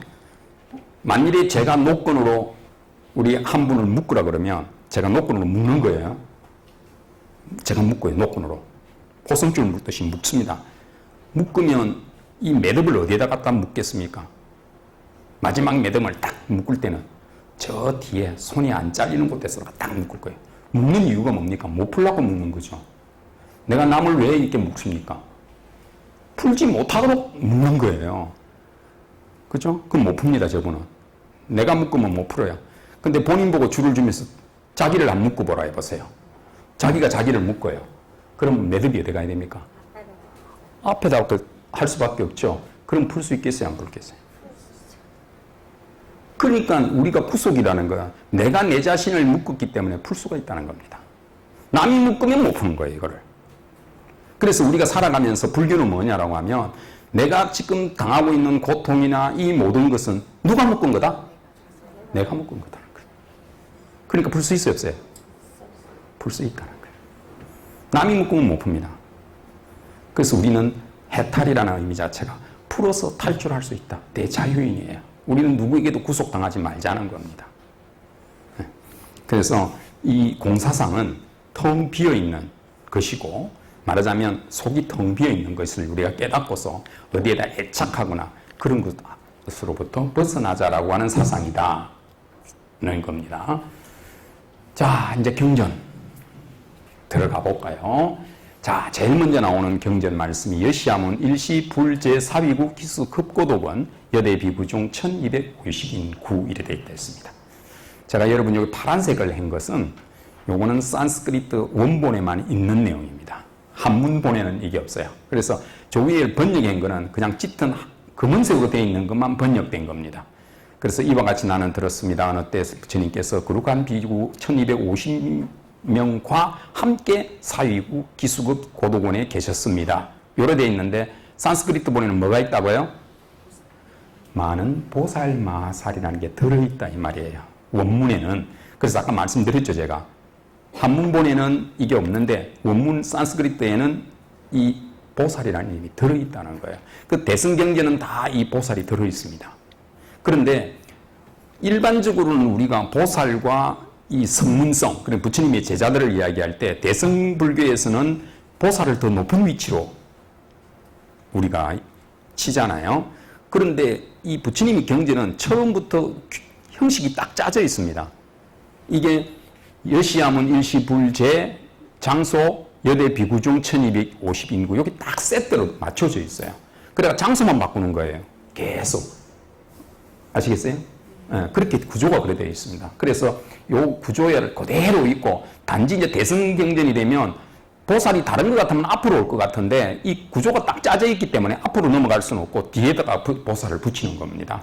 그래서 많은 보살 마사들과 하는 게 뒤에 붙어 있습니다. 근데 이 산스크리트 경전에는 제일 앞에 보면 나모 바가와띠아 아레아 프라갸 파라미타에 이런 말이 붙어 있어요. 이게 제일, 그러니까 이 여시함은 시작하기 전에 이 개송이 이렇게 붙어 있습니다. 이거는 반야신경도 마찬가지입니다. 우리 반야신경 있죠? 우리는 지금 읽을 때 마하반야 바라밀타 신경 이렇게 바로 들어가잖아요. 그런데 산스크리트 원문에는 이 개송이 하나 더 들어가 있습니다. 찬탄하는 거죠. 이게 들어 있습니다. 자, 육성치라 그래서 6가지 여시, 아문, 일시, 불, 제 어디에 여 누구노 요걸 이제 육성치라 그러죠. 신문, 시, 주, 처, 중 이래서 육성치라고 이야기합니다. 요거는 형식이 딱 갖춰져 있어요. 모든 부처님 경전은 저렇게 시작됩니다. 여시, 아문, 일시, 불, 어디에서 제, 여 이렇게 누구누구와 함께 있었다. 이 말이 붙어 있죠. 자, 부처님이라고 번역되는 게 우리가 열의 10호 배웠습니다. 그죠? 열의 응공, 정변지, 맹행족, 선서, 세간의 무상사, 조장부, 천인사, 불세존. 열의 10호입니다. 그 중에서 초기 경전에는 바가완이라는 말을 많이 쓰고 있어요. 이걸 우리말로 번역할 때는 세존이라고 번역합니다. 근데 이것은 인도에서 많은 신들을 존칭으로 쓸 때도 이 바가완이라는 말을 써요. 이 부처님한테만 쓰는 말은 아니에요. 인도에서 두루 쓰고 있는 말입니다. 바가완이라고 해서. 그리고 구마질 스님은 요 원문에는 바가완이라 되어 있는데 호칭으로 할 때는 세존시여 할 때는 세존으로 하고 문장 지음에서 사용될 때는 부처님 혹은 열애라고 이걸 번역을 했습니다. 자, 뭐 이런 거. 그 다음에 사비국, 약간지게 있는 꼬살라국의 수도가 사비국. 이게 스라벌이 여기서 나왔다고 그러죠. 스라벌. 셔벌. 이래서 이게 서울이 됐다고 이야기를 합니다. 기수극고독은 이거 잘 아시죠? 기원정사. 뭐 불교에서 부처님께서 가장 오래 머물렀던 곳이 바로 이 기원정사입니다. 중림정사하고 몇 군데 유명한 부처님 그 머무셨던 그런 곳이 있죠. 그 중에서 기원정사라는 말이 여기서 나왔다는 거죠. 기원이죠. 그래서 제따 태자의 땅에다가 급고독원이라고 하는 급고독이죠. 급고독 아나타 빤다다라고 하는 이 분이 돈이 많은 장자예요. 그래서 부처님을 위해서 절을 지으려 하니까 가장 적당한 곳이 이 제따 태자가 가지고 있는 동산이었다는 거 아닙니까? 그래서 찾아가서 팔아라 하니까 그렇잖아요. 가만히 있는데 팔으라면 땅값이 오르겠어요? 안 오르겠어요? 그러니까 황금을 깔면 팔겠다 이랬다는 거 아닙니까? 그래서 황금을 실제 깔더라는 거죠. 그래서 이렇게까지 땅을 사야 되는 이유가 뭐냐라고 하니까 이제 부처님을 위해서 내가 절을 지어 바치기 위해서 그렇다 하니까 말하자면 지상권, 나무가 있잖아요. 그 지상권은 제따수 태자 거니까 그럼 이 나무를 베어서 절을 짓자. 땅은 이제 이미 구입을 했고 이래서 두 분이 합쳐져서 지었다 해서 여기에서 기수급고독원이 되는 거죠. 줄여서 우리가 기원정사라고 하는 이름이 되는 겁니다. 자, 그 다음에 이제 이 내용, 제일 처음 나온 내용이죠. 그때 세종께서는 공양때가 되어서 가사를 입고 바루를 들고 글식하고자 사비대성에 들어가셨습니다. 성 안에서 차례로 글식을 하신 후 본래의 처소로 돌아와 공양을 드신 뒤에, 그죠? 그 다음에 가사와 바루를 거두고 발을 씻으신 후에 자리를 펴고 앉으셨습니다. 이게 이제 한문이 되어 있는 거예요. 자, 여러분들 혹시 남방불교에 여러분이 갈 일이 있어서 남쪽에 가서 보면 스님들이 탁발하시는 모습을 볼 수 있는데 스님들 탁발하실 때는 반드시 장삼가사를 수하고 나오십니다. 말하자면 복장을 우리 스님들처럼 가사까지 다 장삼위에 가사까지 다 입으신 상태로 탁발하러 나가요. 그건 굉장히 거룩하신 모습이에요. 말하자면 정장을 하고 나간다는 겁니다. 옷을 다 갖춰 입고 나간다는 겁니다. 이게 왜 그러냐면 탁발이라고 하는 비구라고 하는 말이 번역을 하면 이 걸사라는 의미로 써요. 걸사. 걸사라는 게 걸하는 거는 얻어먹는다. 그 걸자고 거린 할 때 그 걸자고 사자는 선비사자예요. 그냥 얻어먹기는 얻어먹는데 거지가 얻어먹는 게 아니고 선비로서 얻어먹는다. 그러니까 얻어먹는 분인데 훌륭한 분이 탁발이에요. 그러니까 말하자면 탁발하는 거잖아요. 이걸 잘못 이해하면 밥 얻어먹으러 가는 것처럼 이렇게 이해하면 안 돼요. 그게 아니고 탁발은 원래 보시를 받기, 다시 말해서 제가 신자들이 복을 짓게 하기 위해서 나가는 겁니다. 이게. 그리고 복받치죠. 복을 짓기 위해서 나가는 거기 때문에 근엄한 모습으로 갇혀 입고 나가는 겁니다. 이게. 아시겠어요? 자, 이 예전에도 뭐 스님과 신도 간에 이렇게 뭐 충돌이 있고 잘못된 일들이 있을 수 있잖아요. 그러면 이제 스님이 만일에 뭐 일을 잘못해가 판단을 잘못했으면 스님이 신도한테 가서 사과를 해야 해요. 옛날 법칙이 그래요. 그러면 신도가 잘못했잖아요. 스님한테 잘못했죠. 그럼 막 스님 야단치고 그러잖아요. 그러면 안 되지. 화를 내면 스님이 안 되잖아요. 그러면 어떡하냐면 탁발하러 나갈 때 압니다. 탁발하러 나가면 7집을 순서대로 가서 밥을 빌어 와야 되는데 가서 그 앞에 가서는 바로를 덮어버립니다. 받질 않아요, 음식을. 그게 뭐냐면 네가 잘못했다는 거예요. 그러니까 밥을 받지 않습니다. 아시겠어요? 그러면 내 있으면 왜 내 밥을 안 받지? 다른 사람들 건 다 받는데 내가 잘못한 게 있구나 이렇게 깨닫는 겁니다. 그러니까 이 탁발이라고 하는 의미는 복을 주기 위한 행위입니다. 이게. 그래서 여러분 경전 잘 읽어보시면 부처님께 이게 보시를 할 때 부처님 이거 받아주십시오. 그러면 부처님이 아니 괜찮아 그런단 말이에요. 그러면 이 바치는 사람이 통사정을 합니다. 부처님 저희를 어여삐 여겨줘서 부디 이거를 받아주십시오. 내는 사람이 통사정을 하고 있습니다. 받는 사람이 사정하는 게 아니라 내는 사람이 통사정을 하는 게 보시입니다. 원래. 그래서 공양 때가 되셔갖고 부처님은 오후 불식이죠. 지금도 남방불교는 오후 불식입니다. 점심을 공양을 드시고 난 이후에는 그 이후로는 치아를 사용해서 씹는 행위가 금지되어 있습니다. 그러니까 마시는 건 됩니다. 음료수를 마신다든지 마시는 건 되는데 치아를 사용해서 씹는 행위는 안 됩니다. 그래서 그걸 오후 불식이라고 그래요. 여러분들이 왜 사시맞이라고 해서 우리 절에서 사시에 올리냐면 부처님이 탁발하러 가서 하루에 한 끼만 드시기 때문에 그때 공양을 올리는 겁니다. 저녁에는 공양을 올리지 않아요. 왜냐하면 한 끼밖에 부처님이 안 드셨기 때문에 저녁에 올리는 건 소용이 없어요. 그냥 우리 조가라고 올리는 거지. 1일 1식이거든요. 그래서 탁발을 하러 나가셔서 순서대로 7집을 가는 겁니다. 그걸 칠가식이라고 그러는데 7집을 가서 밥을 받아왔다. 그리고는 여기 이제 차이가 뭐냐면 이 한문경전에서는 공양을 받으셔서 본래의 자기로 돌아와갖고 공양 드시는 걸로 되어 있습니다. 다시 쉽게 말하면 절로 다시 돌아와서 공양을 드시는 걸로 되어 있는데 그 산스크리트 원본에 보면 그게 아니고 오시다가 중간에 터가 넓고 좋은 데서 말하자면 거기서 공양을 하시는 거예요.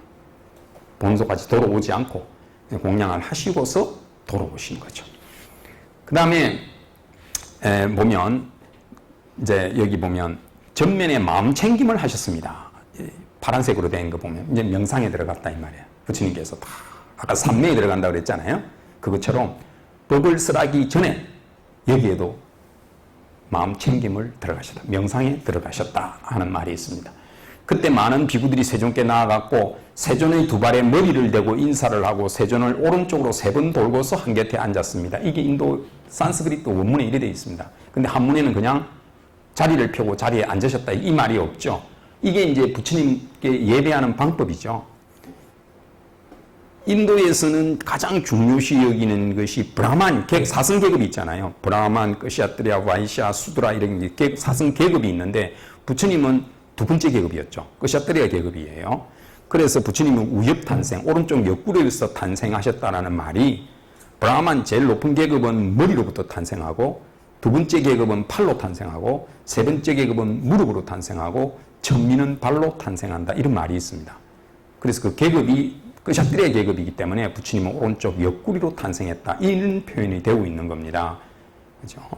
그래서 이 부처님의 예배하는 방법 중에 지금도 우리 오체투지를 하잖아요. 그게 어디서 비롯됐냐면 상대방의 제일 낮은 곳, 발이잖아요. 거기에 내가 제일 높은 거를 갖다 대는 거예요. 머리를 갖다 대는 게 최고의 예법입니다. 인도 영화를 보시면 예전에는 실제로 머리를 이마에 댔어요. 발에다가. 근데 지금은 힘들죠. 혹시 여러분들 양반하기가 참 힘듭니다만은 요새 그 소파 생활을 주로 많이 하시잖아요. 뭐 사위 같다든지 누가 왔을 때 저를 어떻게 받습니까? 그냥 요새 신식으로 하죠. 아이 왔나 하고 그냥 손잡고 끝내죠. 그게 어른이 저를 제대로 받으시려면 바닥에 내려앉아 줘야 됩니다. 소파에 앉아 계시지 말고 내려와 줘야 절을 하지. 소파에 앉아 있는데 그거 어떻게 절을 합니까? 그죠? 그래서 이마를 발에 대기가 힘드니까 요새 영화 보니까 오른손으로 자기 머리를 한번 찍고 이걸 상대방 발에다가 이렇게 대는더라고요. 내 머리를 당신 발에다가 댑니다. 이렇게 신식으로 요새는 인도도 그렇게 합니다. 예. 원래는 이제 머리를 땅에다가 발에다가 대는 거예요. 그래서 인도 예법 중에는 발을 사용해서 상대를 찬다든지 이러면 굉장히 이건 실례입니다. 발을 가지고 상대의 몸에 손을 댄다든지 이러면 안 돼요. 그 다음에 왼손으로 이렇게 전달하는 거 이것도 안 되고요. 왼손은 뒷물질하는 손이기 때문에 왼손을 사용하면 안 됩니다. 인도의 예법이죠. 그래서 부처님의 발에 머리를 대고 인사를 하고 부처님을 오른쪽으로 3번 돈다.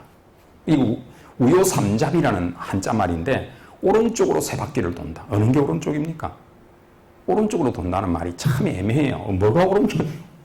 이렇게 도는 겁니까? 이렇게 도는 겁니까? 예? 예, 시계 방향입니다. 간단히 생각하시면 돼요. 시계 방향으로 도는 것이다 하는 겁니다. 왜 시계 방향이 됐죠? 이 북방구는요, 해가 동쪽에서 뜨는 겁니다. 그래서 우리가 시계 방향이라고 하는 것이 옛날에 해시계를 생각하시면 돼요. 나무를 딱 꽂아놓고 해시계를 보면 동쪽에서 해가 뜨면 이게 서쪽으로 나무가 그림자가 지죠.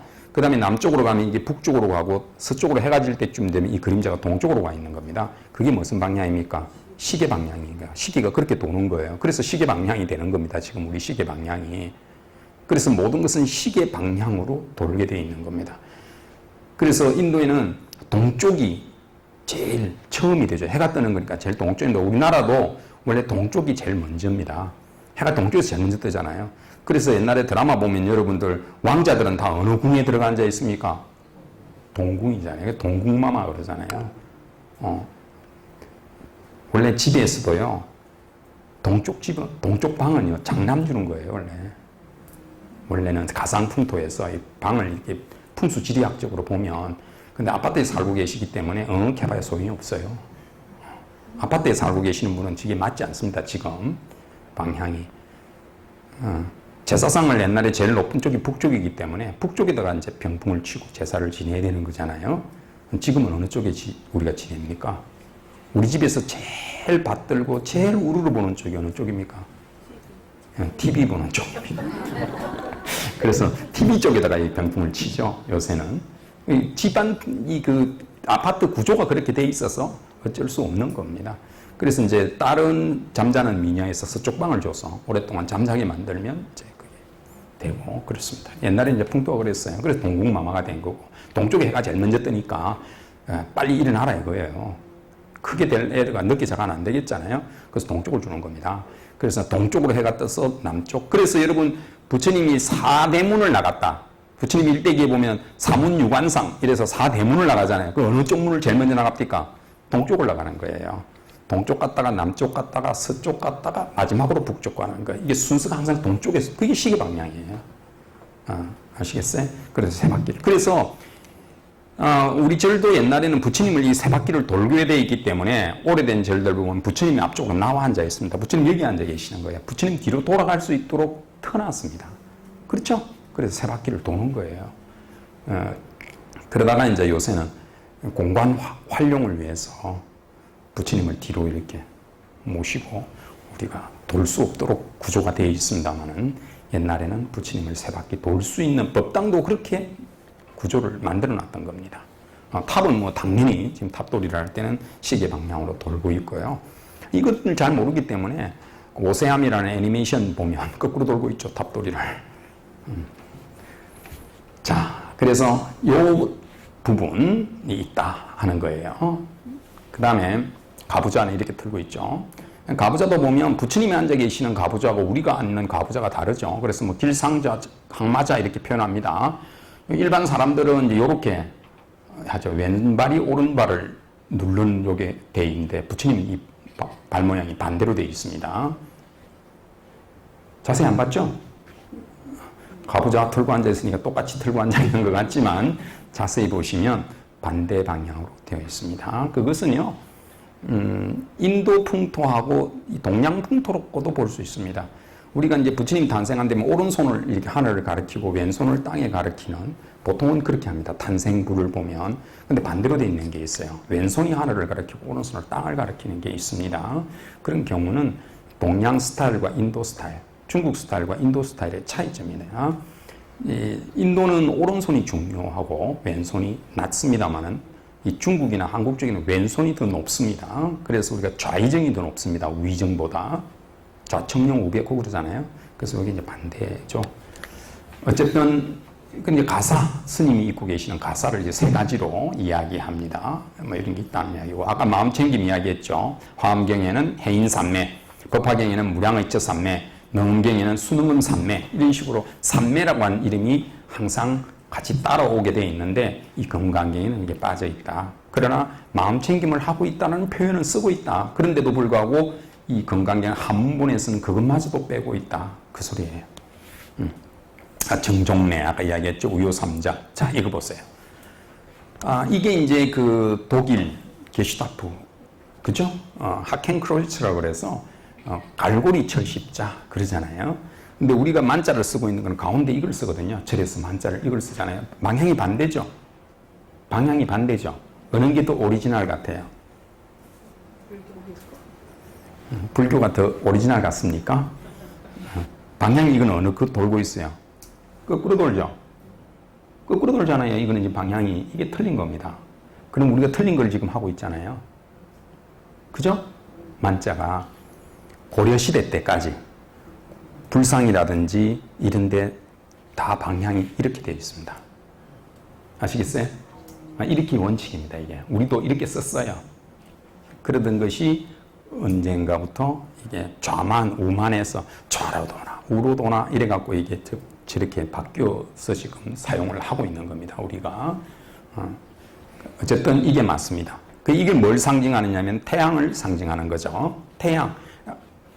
그러니까 아까 말씀드린 것처럼 독일 민족, 인도 아리아 이 같은 민족이에요. 뿌리가 다 같습니다. 그래서 이런 것들도 같은 거예요. 우연이 아닙니다. 이게 같은 모양입니다. 언제 바뀌었어요? 그건 정확하게 알 수는 저는 모르겠어요. 언제부터 바뀌었는지는. 근데 고려 때까지 고려 불화 이런 데 보면 가슴에다가 만자가 새겨져 있거든요. 이때는 다 오른쪽으로 돌도록 되어 있습니다. 그러니까 아마 조선조 넘어오면서 그랬겠죠. 그 이후에. 발치랑 반대로 하기 위해서. 그렇지는 않을 것 같고 그 이전에도 저런 모습들은 있었으니까. 그죠? 자 이제 본문들인데요. 그때 장로 수부리가 그 곁에 앉아 있다가 그죠? 이제 합장하고 부처님께 묻습니다. 이런 건 다 빼겠습니다. 다음에 자 보살 마사를 잘 경례하고 계십니다. 세존이시여 가장 높고 바른 깨달음을 얻고자 할 때, 자 안욕따라 삼맥삼보리 이 말입니다. 이게 안욕따라 삼맥삼보리로 돼 있어요. 우리 반야신경에도 그렇게 나와 있죠. 그죠? 안욕따라 삼맥삼보리 이런 말이 나오잖아요. 그게 바로 가장 높고 바른 깨달음을 얻고자 하는. 여기 보면 안욕따라 삼맥삼보리 이렇게 되어 있죠. 여기에 가장 높고 바른 깨달음을 얻고자 할 때는 어떻게 살아야 하며 어떻게 그 마음을 다스려야 합니까? 이렇게 되어 있습니다. 근데 이제 산스크리트 때는 어떻게 수행해야 하며 라는 게 들어있고 요게 달라요. 여기는 안욕따라 삼맥삼보리심 가장 높고 바른 깨달음을 얻고자 할 때는 이렇게 되어 있는데 이 산스크리트 때는 최상의 보살성에 굳게 나아가는 보살의 그 성으로 가려고 하면 이렇게 바뀌어져 있어요. 그 이제 이게요 이 안옥따라 삼맥삼볼이라는 말이 참 많이 나와요. 이 건강경에도. 내가 저 뒤에 지금 요 설명이 되어 있는데 이거 보세요. 이 한문에서는 안옥따라 삼맥삼볼이 안옥따라 삼맥삼볼이 다 이렇게 번역을 다 했어요.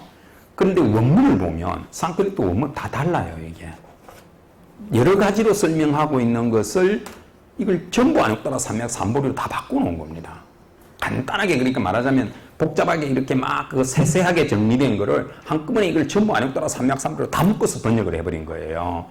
그 원래 뜻을 보면 여기는 이제 출처를 제가 쭉 적어놨고 보디사토와야나 이거 보세요.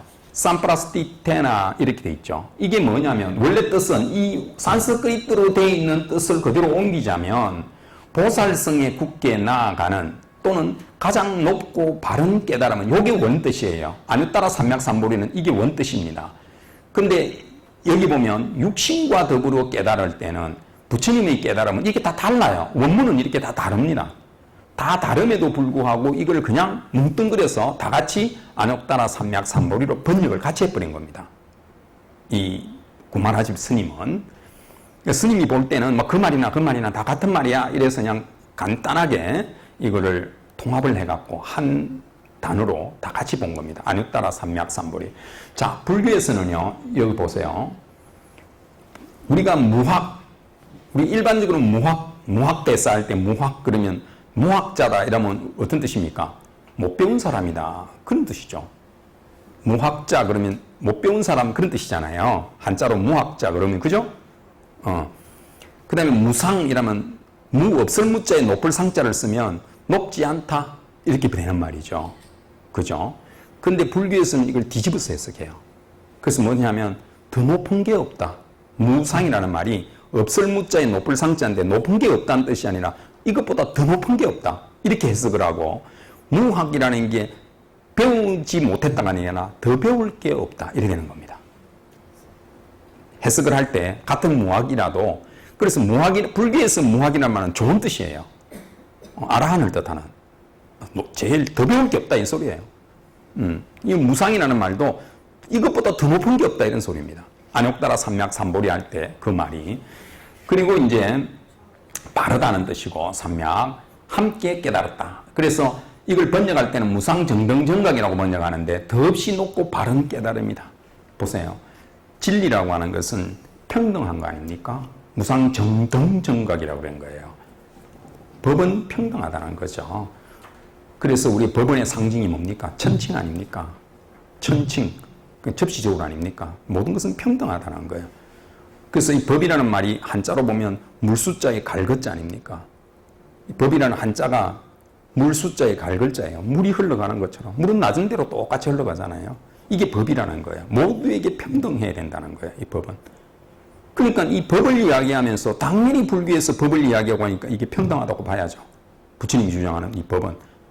그죠? 그래서 모든 사람에게 평등한 겁니다. 법은.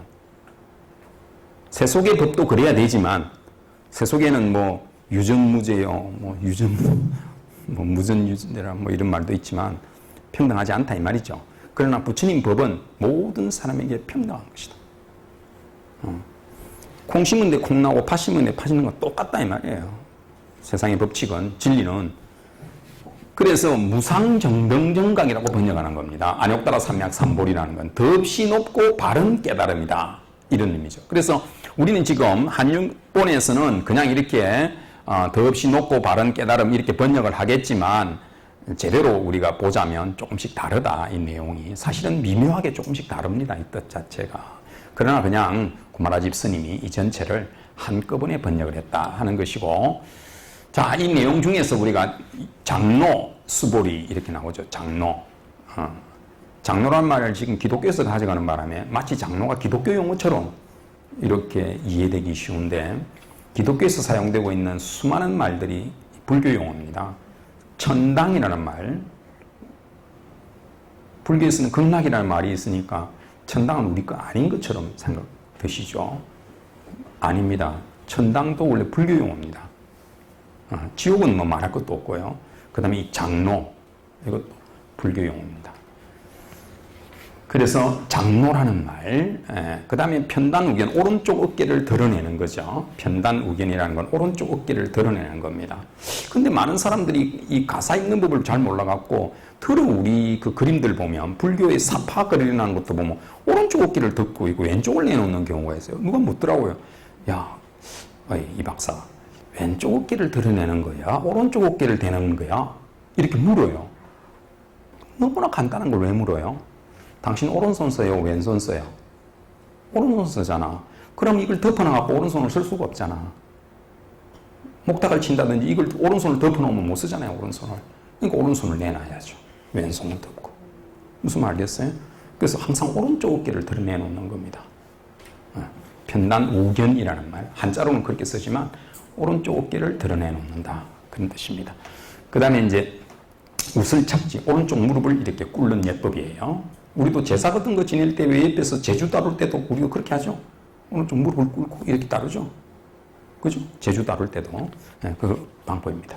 그 다음에 선남자, 선녀이나 이런 말들이 참 많이 나오는데, 여기는 뭐냐면 좋은 가문의 출신의 아들과 딸을 이야기합니다. 선남자, 선녀인. 이런 말이 참 많이 나오거든요. 선남자, 선녀이나 이렇게.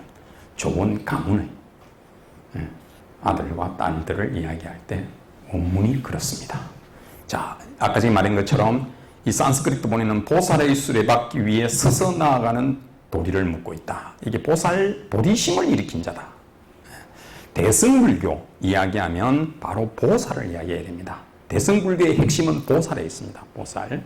우리가 상구보리 하와중생 이렇게 이야기하는데, 위로는 깨달음을 구하면서 아래로는 중생들을 교화하겠다. 이게 우리가 보살이라는 말이 어디에서 나오냐면 보리살타라는 말을 줄여서 보살이 된 겁니다. 보리살타. 그럼 보리라는 말은 깨달음이라는 뜻이고, 살타라는 말은 사또와 중생을 뜻해요. 인도말로. 그러면 깨달음과 중생이라는 말을 두 개 합쳐놓은 게 보디사또하고, 그걸 줄인 말이 보살이에요. 그래서 이걸 해석할 때 깨달은 중생, 이미 깨달은 중생이다.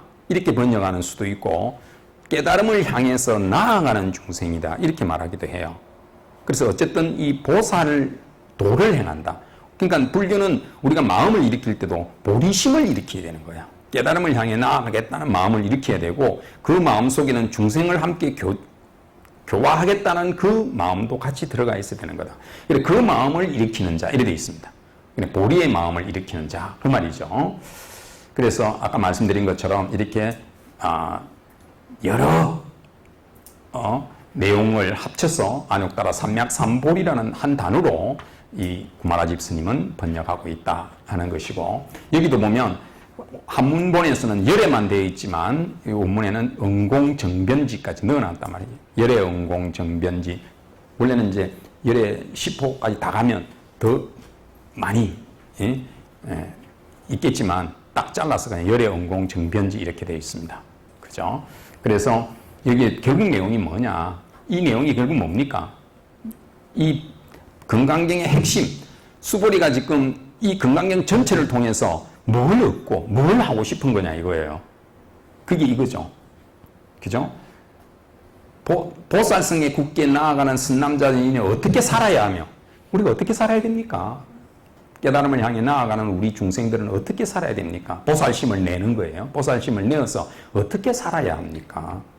또 어떻게 수행해야 합니까? 또 어떻게 그 마음을 다스려야 합니까? 우리 마음이라는 것이 늘 일어났다가 사라졌다 하는데, 이 마음을 우리가 어떻게 다스려야 됩니까? 이거를 지금 금강경에서 묻고 있는 겁니다. 부처님한테. 아시겠어요? 어떻게 우리의 이 살아야 하며, 어떻게 살아야 됩니까? 우리가 도대체. 그리고 어떻게 수행해야 합니까? 그리고 어떻게 그 마음을 다스려야 합니까? 어떻게 그 마음을 다스려야 합니까? 이것을 부처님께 묻고 있는 겁니다. 그래서 금강경은 여기에 대한 답변을 지금 하고 있는 겁니다. 자, 뭘 지금 묻고 있다고요? 어떻게 살아야 되느냐? 그리고 어떻게 수행해야 하느냐? 그리고 어떻게 그 마음을 조복받아야 되느냐? 보세요. 부처님이 마지막 가시면서 우리에게 한 유언이 있습니다. 그 유언이 첫째가 뭡니까? 나를 믿고 나를 따르라 그랬습니까? 부처님이 진리를 믿고 너 자신을 믿어라. 그리고 하신 말씀이 뭡니까? 게으르지 마라. 딱 세 마디예요. 믿고 따르는 거는 진리와 너 자신이요. 그 다음에 게으르지 마라 소리는 왜 그 말을 했겠습니까? 우리가 목표가 뭔지도 알고 다 아는데, 방향도 다 아는데 안 가는 거는 내가 게을러서 그런 거예요. 요새 뭐 못하겠습니다 이런 소리 하면 안 되죠. 인터넷 보면 다 나와 있죠. 다 나와 있어요. 없는 게 없어요. 인터넷 보면 요리하는 것부터 시작해서 심지어는 뭐 곡물을 이렇게 할 때도 언제쯤에 내가 씨앗을 뿌려야 되느냐, 언제쯤 뭐 해야 되느냐, 막 별의별 게 다 있습니다. 다 알아요. 아는데 실천을 못 하는 거예요. 그래서 부처님이 게으르지 마라. 이 말을 한 거예요. 게으르지 마라. 그래서 진리를 알고 너 자신을 믿고, 너 자신을 믿으라는 건 뭡니까? 아까 말씀드린 것처럼 천상춘화 유화독존, 대단한 가능성을 가지고 있다. 우리는 부처가 될 수 있는 성품을 가지고 있다. 이걸 믿으라는 거예요. 그러니까 자기 자존감을 낮추지 마라. 자존감을 가져라는 거죠. 그래서 그 진리를 알고 내가 할 수 있어라는 마음을 내라는 겁니다. 그리고 실천을 하라 이거죠. 부처님께서 마지막 말씀하신 게 세 가지예요. 진리를 믿고 너 자신을 따르고 게으르지 마라. 그 말씀을 하신 겁니다. 자, 오늘 강의는요, 이쯤에서 마무리를 하면서 정리를 좀 해보면 건강경이 어떻게 구성되어져 있으며 건강경의 이름은 무엇이다.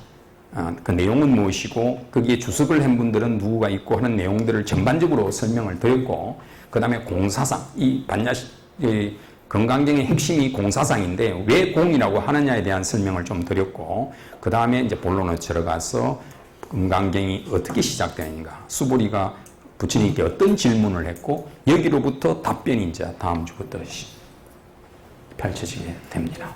다음 주에 뵙겠습니다.